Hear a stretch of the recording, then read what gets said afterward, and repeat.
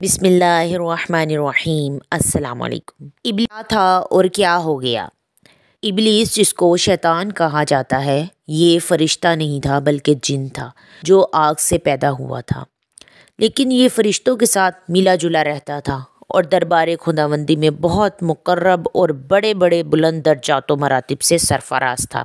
حضرت کعب احبار رضی اللہ عنہ کا بیان ہے کہ ابلیس 40,000 برس تک جنت کا خزانچی رہا اور 80,000 برس تک ملائکہ کا ساتھی رہا اور 20,000 برس تک ملائکہ کو وعظ سناتا رہا اور 30,000 برس تک مقربین کا سردار رہا اور 1,000 برس تک روحانین کی سرداری کے منصب پر رہا اور 14,000 برس تک عرش کا طواف کرتا رہا، اور پہلے آسمان میں اس کا نام عابد اور دوسرے آسمان میں زاہد اور تیسرے آسمان میں عارف اور چوتھے آسمان میں دلی اور پانچویں آسمان میں تقی اور چھٹے آسمان میں خازن اور ساتویں آسمان میں عزرائیل تھا، اور لوح محفوظ میں اس کا نام ابلیس لکھا ہوا تھا، اور یہ اپنے انجام سے غافل اور خاتمہ سے بے خبر تھا۔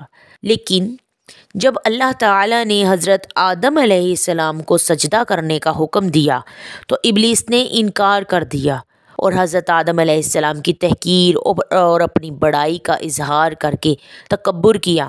اسی جرم کی سزا میں خداوند عالم نے اس کو مردود بارگاہ کر کے دونوں جہان میں ملعون فرما دیا اور اس کو اس کی پیروی کرنے والوں کو جہنم میں عذاب نار کار کی سزاوار بنا دیا۔ چنانچہ قرآن مجید میں ارشاد ربانی ہوا کہ جس کا مفہوم یہ ہے کہ اللہ نے فرمایا کہ اے ابلیس، کس چیز نے تجھے روکا کہ تو نے سجدہ نہ کیا جبکہ میں نے تجھے حکم دیا تھا؟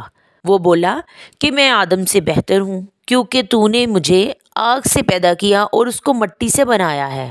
اللہ نے فرمایا کہ تو یہاں سے اتر جا، تجھے کوئی حق نہیں پہنچتا کہ تو یہاں رہ کر غور کرے، لیکن جا، تو ذلت والوں میں سے ہے۔ ابلیس بولا کہ تو مجھے قیامت کے دن تک کی مہلت دے دے۔ اللہ نے فرمایا تجھے مہلت ہے۔ وہ بولا کہ خداوند، قسم اس کی کہ تو نے مجھے گمراہ کیا، میں ضرور تیرے سیدھے راستے پر تیرے بندوں کی ٹانگ میں بیٹھوں گا، پھر ضرور ان کے آگے، ان کے پیچھے اور ان کے دائیں اور ان کے بائیں سے ان کے پاس آؤں گا اور بہکاؤں گا، تو اے اللہ، تو اپنے اکثر بندوں کو شکر گزار نہ پائے گا۔ اللہ نے فرمایا کہ اے شیطان، تو یہاں سے نکل جا، تو مردود ہے، تو راندھا ہوا ہے۔ جو میرے بندوں میں سے تیرے کہے پر چلے گا، میں ضرور تم سبوں سے جہنم کو بھر دوں گا۔